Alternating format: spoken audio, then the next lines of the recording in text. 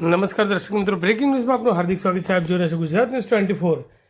સરદાર પટેલની 150મી જન્મ જયંતિ નિમિત્તે પાટણ જિલ્લા પોલીસ દ્વારા રાણકી વાવ ખાતે ચિત્ર સ્પર્ધાનું આયોજન કરાયું.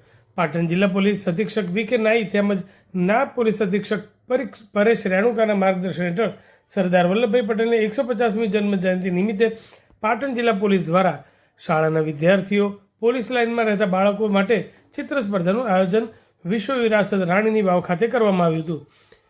આ સ્પર્ધામાં આશરે 200 જેટલા વિદ્યાર્થીઓએ ભાગ લીધો હતો. ચિત્ર સ્પર્ધામાં બાળકોએ ખૂબ જ ઉત્સાહ અને ઉમંગ સાથે ભાગ લઈ સરદાર પટેલના અલગ અલગ ચિત્રો પેપર પર કંડાર્યા હતા.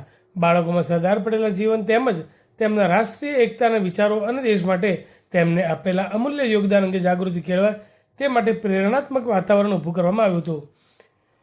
ચિત્ર સ્પર્ધામાં પ્રથમ, દ્વિતીય અને તૃતીય ક્રમાંક પ્રાપ્ત કરનાર વિદ્યાર્થીઓને ઇનામો આપી પ્રોત્સાહિત કરવામાં આવ્યા હતા.